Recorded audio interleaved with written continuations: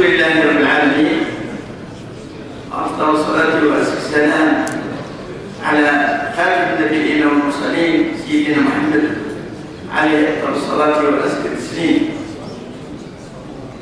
حضرة الفاضل سيد ولي ولاية بورتو عريش الكريمة، ناهضة فاضل السيد رئيس المجلس الشعب الولائي في هذه الولاية، وسادة أعضاء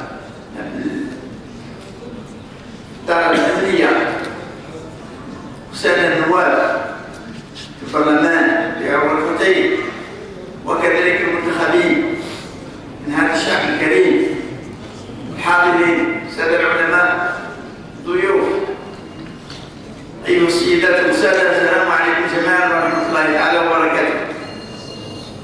نحن نلتقي للمرة الرابعة في هذه المدينة الكريمة، مدينة العلماء والمجاهدين. وقد بدأ المجاهدون، العلماء المجاهدون، الشيخ الحداد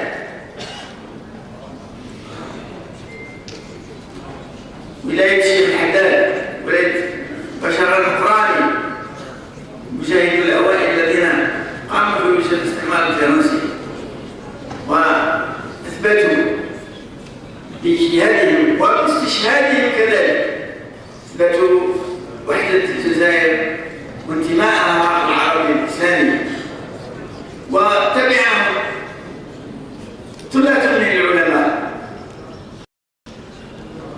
منهم المحتذى به الشيخ محمد العربي الكباني الذي سنتكلم عنه في هذه المحاضرات،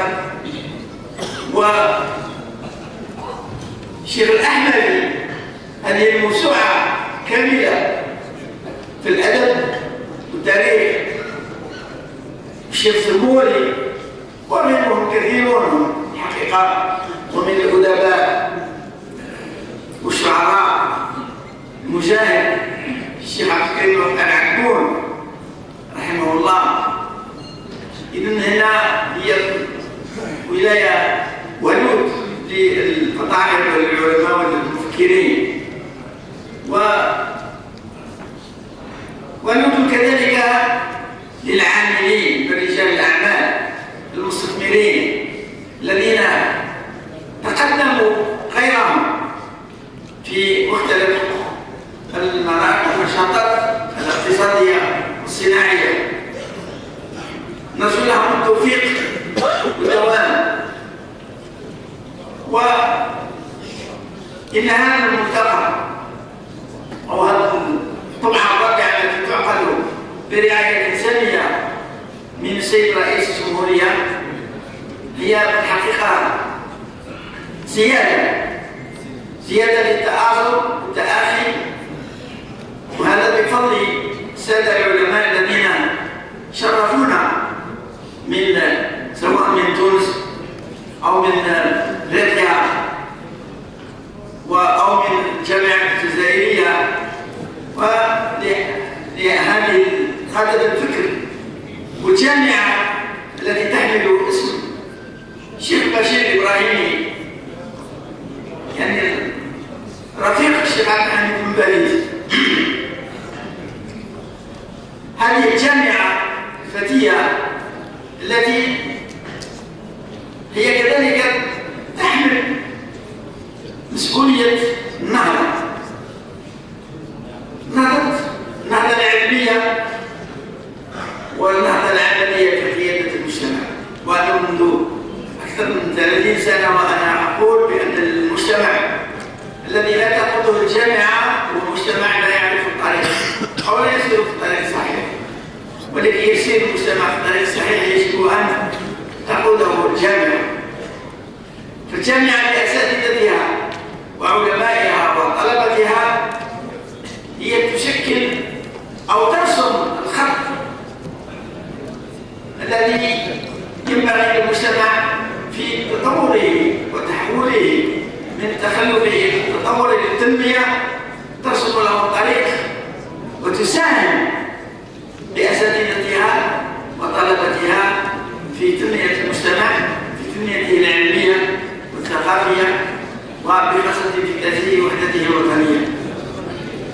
إننا نجتمع اليوم ونحتفل ولنا أصدقاء أو مواطنون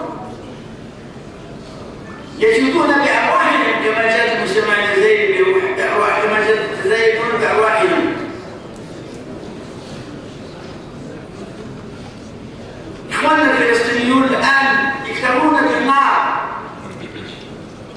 بالنار العدو الصهيوني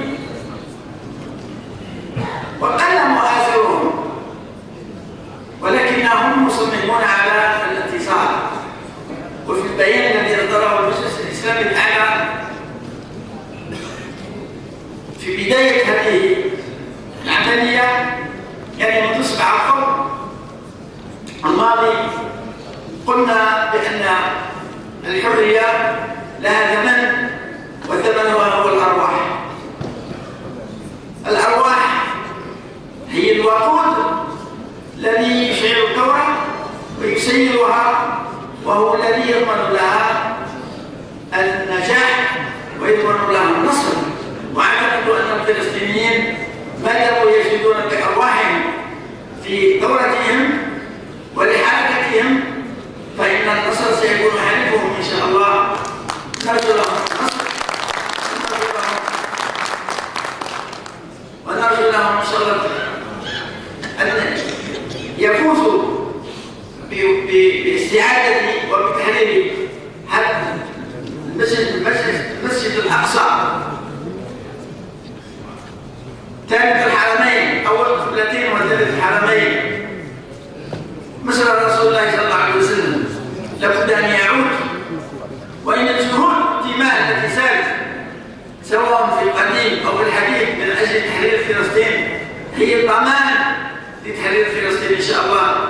وأرجو لهذا المؤتمر كامل النجاح، متميز للسادة العلماء المحاضرين أن يجدوا الأذان صاغية، ومتمم كذلك لجميع الحاضرين أن يستفيدوا من هذه المحاضرات الثرية والهادفة كما قلنا إلى الوحدة الدينية، إلى الوحدة الدينية، لأن تجمعنا القلوب.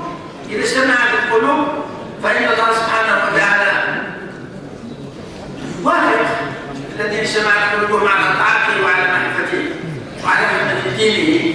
نسأل الله العلي العظيم